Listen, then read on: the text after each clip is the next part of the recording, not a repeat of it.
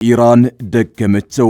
ቴህራንን አልቻሏትም። ሆርሙዝን ለዘጉት ትራምፕ አሰቃቂ መልስ ምት መስጠቷን ቀጥላለች። ረፋድ ላይ አንድ ነዳጅ ጫኝ መርከብን ሆርሙዝ ላይ ያነደደች ሲሆን ከሰዓታት በፊት ደግሞ ሌላ ጥቃት በሆርሙዝ ፈጽማለች። ጥቃቱ በመካከለኛው ምስራቅ ያለውን የኃይል ዑደትና ፍጥጫ ሌላ መልክ ሰጡታል። እናስደምጣቸዋለን። ጄኔራሉን ለማስወገድና በቁጥጥር ስር ለማዋል ከፍተኛ ቁጥር ያለው ጦር በመዲናዋ ተሰማራ። ከመቼውም ጊዜ በላይ በትግራይ ያለው ውጥረት ያየለ ሲሆን አርሚ 22 የተባለው የህወሓት ጦር ጄኔራሉን ለመያዝ እንቅስቃሴ መጀመሩ ታውቋል። ሰማይ ቢናወጥ ምድር ቢንቀጠቀጥ ስልጣኔን አለቅም ያሉት ጄኔራል ታደሰ በቢሮአቸው ዙሪያ ጦር ተሰማርቶባቸዋል። እንመለስበታለን። አዛውንቱን አምባገነን ከስልጣን ለማስወገድ አዲስ የትጥቅ ድርጅት ተመሰረተ።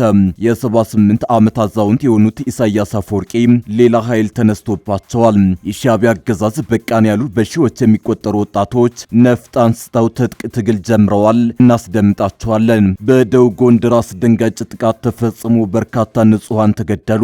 የዓይን እማኞች ጥቃቱን ረሸና ሲሉ ገልጸውታል። ቤተክርስቲያን ውስጥና መሃል ከተማ ላይ በተፈጸመው በዚህ ጥቃት ወጣቶች፣ የሃይማኖት አባቶች ተገድለዋል። ቢቢሲ ከአማራ ክልሉ ውጊያ ይዞት የወጣውን አስደንጋጭ መረጃ እናጋራቸዋለን። አክብሮታዊ ሰላምታችን በያላችሁበት የዓለም ዳርቻ ይድረሳችሁ። የተወደዳችሁ የአንድ አፍታ ሚዲያ ቤተሰቦች ከአንድ አፍታ ለአሁኑ መደመጥ አለባቸው ያልናቸውን ዜናዎች ወደ እናንተ የምናደርስበት ሰዓት ላይ ተገኝተናል። አብራችሁን ትቆዩ ዘንድ ግብዣችን ነው።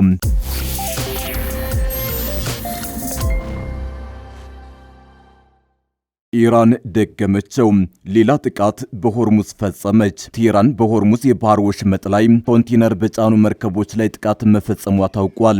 የኢራን አብዮታዊ ዘብ አባላት ረቡዕ ጠዋት 3 መርከቦች ላይ ጥቃት መፈጸማቸው የተገለጸ ሲሆን ይህም የአሜሪካ ፕሬዝዳንት የተኩስ አቁሙን ላልተወሰነ ጊዜ ካራዘሙ በኋላ የደረሰ ነው።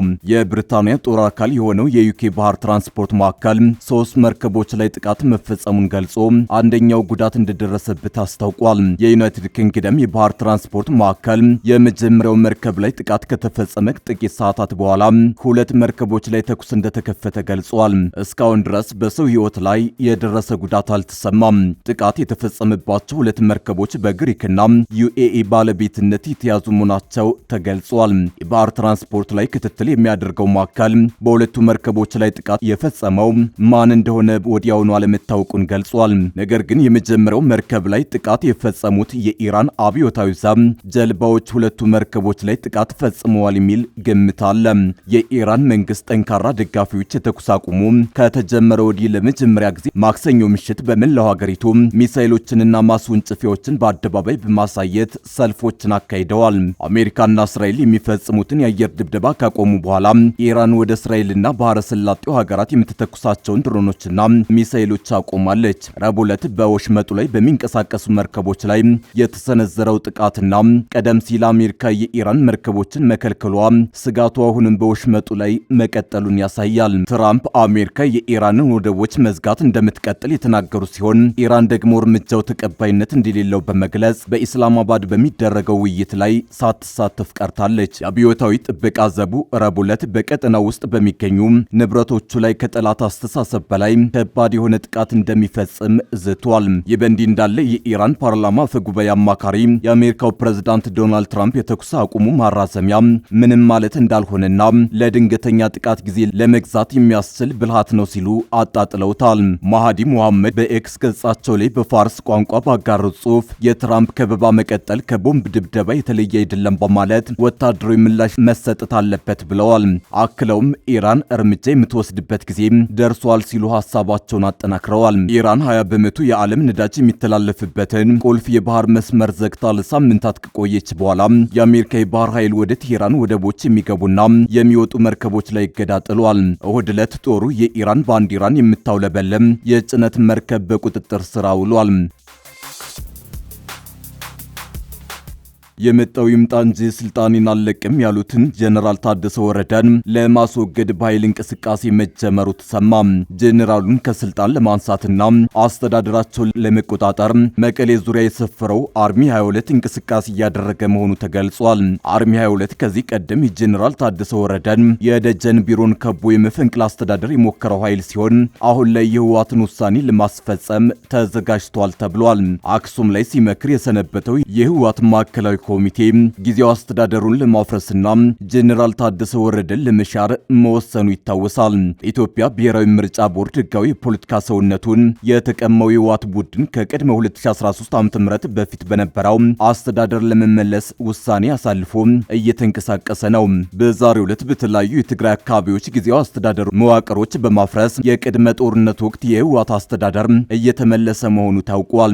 በተመሳሳይ ሁኔታ ጄኔራል ታደሰ ወረደን በኃይል ከቢሮአቸው ለማስወጣት መቀሌ ዙሪያ የሰፈረው አርሚ 22 እንቅስቃሴ እያደረገ ነው ተብሏል።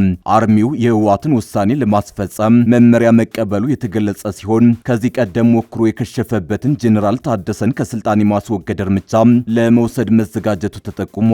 በጄኔራል ታደሰ ወረደ ላይ የታሰበው በኃይል የተደገፈ ከስልጣን የማስወገድ እንቅስቃሴ መቀሌ ከተማን ከፍተኛ ውጥረት ውስጥ አስገብቷል። ህወሓት በኃይል የተደገፈ ስልጣን የመቆጣጠር እርምጃ ለመውሰድ መወሰኑ ትግራይን በተለይም ዋና ከተማዋን መቀሌ የእርስ በርስ ግጭት ውስጥ እንዳያስገባ ተሰግቷል። ህወሓት ውሳኔውን በኃይል ለማስፈጸም መንቀሳቀስ የጀመረው ጄኔራል ታደሰ ወረደ ስልጣኔን አልለቅም ማለታቸውን ተከትሎ መሆኑ ታውቋል። ጄኔራል ታደሰ የሚመሩትን ጊዜያዊ አስተዳደር በማፍረስ ስልጣንን ለመቆጣጠር የወሰነውን የህወሓት ቡድን እንደሚጋፈጡት ትናንት ማምሻውን በሰጡት መግለጫ አስታውቀዋል። ጄኔራሉ በኃይል ከስልጣን የሚያወርደኝ ካለ በተግባር ሜዳው ላይ የምናየው ይሆናል በማለት ማንኛውንም በኃይል የተደገፈ እርምጃ እንደሚጋፈጡ ገልጸዋል። በህወሓትና በአስተዳደራቸው መካከል ከፍተኛ የፖለቲካ ውጥረቶች መኖሩን የጠቆሙት ጄኔራሉ ጊዜያዊ አስተዳደራቸውን ለመጠበቅ ኃላፊነታቸውን እንደሚወጡ አረጋግጠዋል። ምንም እንኳን ጄኔራሉ ስልጣኑን ላለመልቀቅ እንደሚጋፈጡ የገለጹ ቢሆንም የሚመሩት የታጣቂ ኃይል ስለመኖሩ በውል የታወቀ ነገር የለም። በይፋ ባይረጋገጠም ጄኔራል ታደሰ በጦርነት ወቅት ወታደራዊ መሪ እንደመሆናቸው የራሳቸው ደጋፊ ቡድን እንደሚኖራቸው ይጠበቃል። ጄኔራል ታደሰ በጉዳዩ ላይ በሰጡት መግለጫ የህወሓትን ውሳኔ ተከትሎ ሊመጣ የሚችለው ጦርነት ሊሆን እንደሚችል አመልክተዋል። በትግራይ ክልል ያለው አማራጭ ሁለት ነው ያሉት ጄኔራሉ ይሄውም ጦርነት ወይም ደግሞ ያለውን ዘላቂ ሰላም እንዲሆን ማድረግ ነው ብለዋል። ስልጣን እስከ ለተሞቴ ብለው ሙጥኝ ያሉት ኢሳያስ አፈወርቄን ለማስወገድ አዲስ የትጥቅ ትግል ተጀምሯል።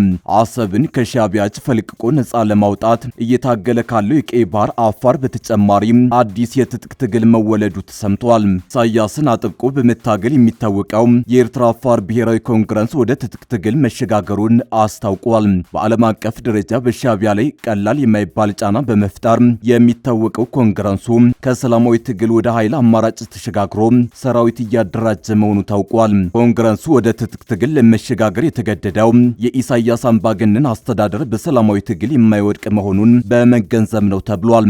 በይፋ ወደ ትጥቅ ትግል የገባው ድርጅቱ ከሌሎች የትጥቅ ትግል አራማጆች ጋር ተቀናጅቶ ኢሳያስን በአጭር ጊዜ ለማስወገድ ቆርጦ መነሳቱን አስታውቋል። ኮንግረሱ በጉዳዩ ላይ ባወጣው ይፋዊ መግለጫ በፕሬዝዳንት ኢሳያስ አፈወርቂ የሚመራው የኤርትራ አስተዳደር በኤርትራ አፋር ህዝብ ላይ ከባድ ያለውን ሰብአዊ መብት በመፈጸም ላይ ይገኛል ሲል ከሷል። በኤርትራ መንግስትን ለመታገል ሰላማዊ የፖለቲካ ስልት ተጠቅሞ ሲንቀሳቀስ እንደነበር የገለጸው የፖለቲካ ድርጅቱ በኤርትራ አፋር ወይም ደንከልያ ህዝብ ላይ ይፈጸማል ያለውን ብርቱ የመብት ጥሰትን ለመግታት የትጥቅ ትግልን እንደ አማራጭ ወስዶ ትግል መጀመሩን ገልጿል። በጉዳዩ ላይ አስተያየታቸውን ለዶይቼ ቬለ የሰጡት የፓርቲው ስራ አስፈጻሚ ኮሚቴ አባል አቶ የሱፍ አሊ አብደላ በአፋር ህዝብ ላይ ይፈጸማል ያሉትን መፈናቀል፣ ስደትና ሌሎችም ከባባድ የሰብአዊ መብት ጥሰቶችን በዲፕሎማሲ ብቻ ማስቆም ባለመቻሉ ወደ ትጥቅ ትግል እንዳመሩ ተናግረዋል። በኢትዮጵያ አፋር ክልል የሚንቀሳቀሱ የሻዕቢያ ተቀናቃኝ የቀይ ባህር አፋር ዲሞክራሲያዊ ድርጅት በትጥቅ ትግል ላይ መሆኑ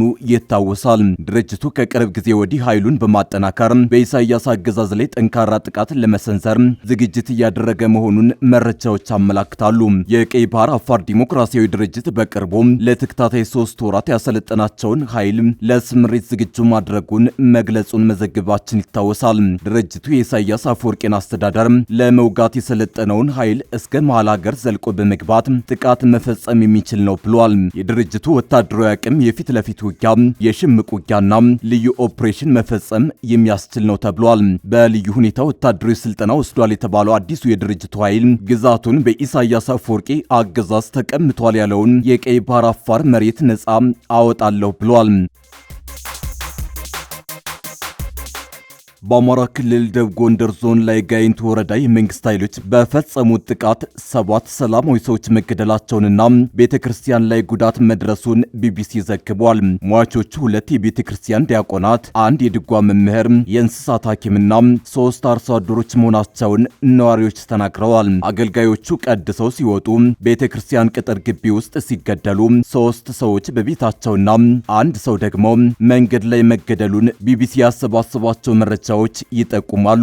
ወታደሮቹ 2 የቤተክርስቲያኗ ጥበቃዎችን ከደበደቡ በኋላ ወደ ቅጥር ግቢው ዘልቀው መግባታቸውን ከጥቃቱ ያመለጡ አገልጋዮች ለቢቢሲ ተናግረዋል። አገልጋዮቹ ከቤተክርስቲያኑ ደጀ ሰላሙ እንዲወጡ ተደርገው በመጀመሪያ በመሳሪያ አፈሙዝና ሰደፍ እንደተደበደቡም አክለዋል። 7 የሚሆኑ አገልጋዮች በድረታቸው እንዲተኙና እንዲንበረከኩ ከተደረጉ በኋላ ተኩስ መከፈቱን ተናግረዋል። እነሱን ሲመታ ቀድመን ወደቅን በማለት ከጥቃቱ የተረፉ አንድ አገልጋይ ሲናገሩ፣ ሌላኛው ደግሞ ከጥይቱ በታቦቱ ኃይል መትረፋቸውን ገልጸዋል። 3ቱ አገልጋዮች ከተመቱ በኋላ አለቃው እንዴት ንጹሃንን ትገድላለህ? እንዳትመታለው፣ የተረፋችሁ ሩጡ ተባለን ሲሉ እንዴት በህይወት እንደተረፉ ተናግረዋል።